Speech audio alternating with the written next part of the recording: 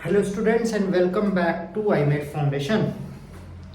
तो आज हम पढ़ने वाले हैं डी एंड एफ ब्लॉक के बारे में। जितने भी बच्चे सोच रहे हैं कि वो फिजिक्स के फॉर्मूले वाली शीट कंप्लीट क्यों नहीं हुई, तो उसका रीज़न है कि उसको मैं लाइव क्लास में वापस से अपलोड करूँगा। और मैंने ये प्लान बनाया है, मतलब हम ये प्लान बना रहे हैं कि हर संडे लाइव आने की कोशिश की जाए।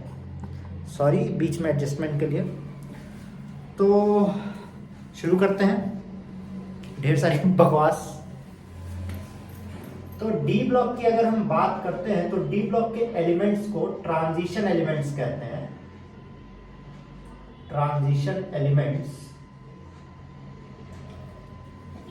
और उस पूरी सीरीज को कहा जाता है ट्रांजिशन सीरीज। तो ट्रांजिशन का नाम आप लोग ने इधर भी सुन रखा होगा, जैसे कि टिकटॉक पे ट्रांजिशन वीडियोस बनते हैं। ट्रांजिशन का मतलब क्या होता है? ट्रांजिशन का मतलब होता है चेंज।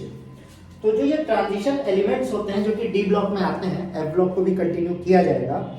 और जितने भी बच्चों को नोट्स चाहिए किसी भी चैप्टर्स के, तो जल्दी हम इस साल के पहले ही, हो सकता है न्यू ईयर के समय, आईमेट फाउंडेशन का एक पेज लॉन्च करने जा रहे हैं। तो उस आईमेट फाउंडेशन के पेज पे आपको नोट्स अवेलेबल हो जाएंगे। जैसा कि आपको पता है कि 16 से टेस्ट सीरीज भी स्टार्ट हो रही है, तो उसके क्वेश्चंस भी शायद उस पर अवेलेबल हो, सॉल्यूशन अवेलेबल हो, आंसर्स अवेलेबल हो। तो चीज़ें वर्कआउट की जा रही है, तो नोट्स भी आपको उस पर मिल जाएगा। हाँ, तो इनको कहा जाता है क्या? ट्रांजिशन। और इसका रीजन क्या है? ट्रांजिशन का मतलब चेंज। और ये जो आते हैं एलिमेंट, आप सबने पीरियोडिक टेबल देख रखा होगा।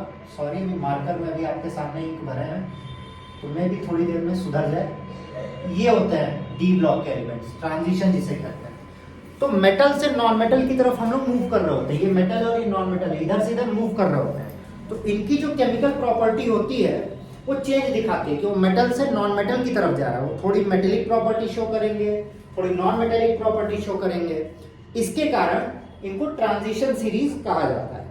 अब ये ट्रांजिशन सीरीज की अगर हम बात करें तो मोस्टली जो ये बॉन्ड बनाते हैं वो कोवेलेंट बॉन्ड बनाते हैं। ट्रांजिशन एलिमेंट्स में सबसे अच्छी बात है डी ब्लॉक, मतलब इनका इलेक्ट्रॉनिक कॉन्फ़िगरेशन। इलेक्ट्रॉनिक कॉन्फ़िगरेशन, इनका जो इलेक्ट्रॉनिक कॉन्फ़िगरेशन है वो NS0 to 2 और N-1D 0 to 10 होता है। और क्योंकि आपको पता होगा कि डी ब्लॉक जो होता है उसके पास 5 ऑर्बिटल होते हैं, 1 2 3 4 5, मतलब इसके पास ढेर सारा कमरा है, बहुत खाली जगह है। और इसके कारण, बहुत खाली जगह होने के कारण, ये एक चीज शो करते हैं जिसको कहा जाता है variable oxidation state. Variable oxidation state +1 +3 +5 +7 तक, मतलब इतने ढेर सारे ऑक्सीडेशन स्टेट शो सिर्फ और सिर्फ मैग्नीज करता है। इसके बारे में भी आपको रीजन बताया जाएगा कि मैग्नीज ही क्यों, सबसे अधिक ऑक्सीडेशन स्टेट मैग्नीज ही क्यों शो करता है। अगली हम बात करते हैं अगर इनकी, ये क्योंकि ढेर सारे ऑक्सीडेशन स्टेट बनाते हैं तो ये कॉम्प्लेक्स बनाने में बहुत ज्यादा इंटरेस्टेड होते हैं। कॉम्प्लेक्स क्या होता है? जो आपकी जिंदगी चल रही है वो कॉम्प्लेक्स नहीं। कॉम्प्लेक्स फॉर्मेशन मतलब कोऑर्डिनेशन कंपाउंड। जैसे हीमोग्लोबिन बनता है, हीमोग्लोबिन में क्या होता है? सबसे मेन चीज आयरन। हिम मतलब आयरन, हिम मतलब आइसक्रीम नहीं, जितने लोग बालवीर देखे होंगे। और उसी तरीके से अगर हम क्लोरोफिल की बात करें तो क्लोरोफिल में भी मैग्नीशियम होता है, क्योंकि इसके पास भी डी ऑर्बिटल है। तो डी ऑर्बिटल की अवेलेबिलिटी के कारण हम ढेर सारे ऑक्सीडेशन स्टेट शो कर सकते हैं। हम नहीं, मतलब ये करता है, हमारा तो कोई ऑक्सीडेशन स्टेट ही नहीं है। तो ये कई सारे ऑक्सीडेशन स्टेट शो करता है। अब लोगों को ये दिक्कत है कि ऑक्सीडेशन स्टेट क्या होता है। देखिए, ऑक्सीडेशन स्टेट बेसिकली तो वैलेंसी होता है। अब अलग कोई एक से ज्यादा वैलेंसी शो करेगा तो किसी कंपाउंड में उसकी वैलेंसी क्या है, उसी को कहते हैं ऑक्सीडेशन स्टेट। तो ऐसा होता है। दूसरी चीज हम बात करें आयनाइजेशन एनर्जी की। आयनाइजेशन एनर्जी से पहले बात करते हैं एटॉमिक रेडियाई की, जो रिस्पॉन्सिबल है इन सारे चीजों के लिए। तो हमें क्या पता है, लेफ्ट टू राइट जाएंगे तो इलेक्ट्रॉन जो है वो उसी शेल में ऐड होता रहता है, एक्स्ट्रा शेल तो लगता नहीं है। तो लेफ्ट टू राइट जाने पे, लेफ्ट टू राइट जाने पे एटॉमिक रेडियाई डिक्रीज करेगी, but on the other hand top to bottom जाएंगे अगर, दिसंबर नहीं लिखे हैं बच्चों, अरे दिसंबर ही लिख रहे थे डिक्रीज करेगी, और टॉप टू बॉटम जाने पे इंक्रीज करेगी।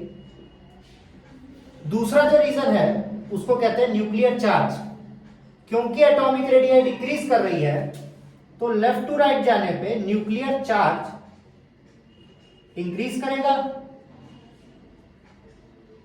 और टॉप टू बॉटम जाने पे डिक्रीज करेगा। और क्योंकि nuclear charge left to right जाने पे इंक्रीज कर रहा है तो जो वैलेंस शेल का इलेक्ट्रॉन है बहुत ही टाइटली बाउंड रहेगा, और टाइटली बाउंड रहेगा तो उसको निकालने में एनर्जी लगेगी, और जब उसको निकालने में एनर्जी लगेगी तो आयनाइजेशन एनर्जी, जिसको आयनाइजेशन एंथैल्पी भी लिखा जाता है, वो लेफ्ट टू राइट जाने पे L2R, left to right increase करेगी क्योंकि हमारी एनर्जी ज्यादा रिलीज होगी, इंक्रीज, और टॉप टू बॉटम जाने में डिक्रीज करेगी। ठीक है, यहां तक तो आपको कोई दिक्कत मेरे हिसाब से होनी नहीं चाहिए। इसके बाद अगर हम बात करें electron gain enthalpy, electron gain enthalpy, electron gain enthalpy क्या होता है कि इलेक्ट्रॉन ऐड कितनी आसानी से किया जा सके। जब एटॉमिक रेडियस छोटा रहेगा तो किसी भी चीज को ऐड आसानी से कर सकते हैं। तो same reason, left to right increase, left to right increase, top to bottom decrease. फिर से दिसंबर नहीं लिखे हैं, डिक्रीज ही लिख रहे हैं। तो आई थिंक ये आप लोग तो कर ही लिए ट्रांजिशन एलिमेंट्स के बारे में। अब ट्रांजिशन एलिमेंट में एक दिक्कत है, हाँ, और दिक्कत से याद आया, जितने भी लोग अभी तक देख रहे हैं वो हम बता दें कि chemistry is the closest to reality. Chemistry में एक्सेप्शंस नहीं होते, क्योंकि केमिस्ट्री कहता है कि अगर आपने एक्सपेरिमेंट किया है तो वो सच है, और वो दिख रहा है तभी हम उसको लिखेंगे। तो अगर जो दिख रहा है वो एक्सेप्शन कैसे हो सकता है, या जो हमें पता है कि हो रहा है। अब आप कहेंगे कि हम सारी चीजें देख सकते हैं, हवा नहीं दिख रही, हवा एक्सेप्शन हो गई, तो ऐसा कुछ नहीं होता है। हम किसकी बात करने वाले थे, हमें भूल गए। चलिए, atomic number 24 chromium. Electronic configuration की बात करें तो 1s2 2s2, यहाँ पे आप लोग को दिख रहा है, बहुत बढ़िया, 2p6 3s2 3p6 4s2 और 4s2 और 3d4 होना तो यही चाहिए। पर हमें क्या पता है, जब भी कोई एलिमेंट का ऑर्बिटल हाफ फिल्ड होने की कोशिश करता है, हाफ फिल्ड, तो हाफ फील्ड और फुल फील्ड मोर स्टेबल होता है ड्यू टू सिमेट्री। तो ये 4s2 3d4 ना होके 4s1 3d5 हो जाएगा। 1 2 3 4 5। और अगर कोई पेयरिंग पहले करने लगे तो उसको लपड़िया दीजिए अगर आपके सामने दिखे तो, क्योंकि वो गलत है, केमिस्ट्री की भावनाओं के साथ खेला जा रहा है। इसी तरीके से एटॉमिक नंबर 29, क्योंकि हम भूल गए किसका होता है, क्रोमियम, हमको भी ऐसे ही जोड़ना पड़ रहा है। Scandium, titanium, indium, chromium, manganese, iron, cobalt, निकल, कॉपर उसको होना चाहिए सेम के साथ 4s2 और 3d9, पर क्योंकि full field is more stable तो 4s1 और 3d10 हो जाएगा।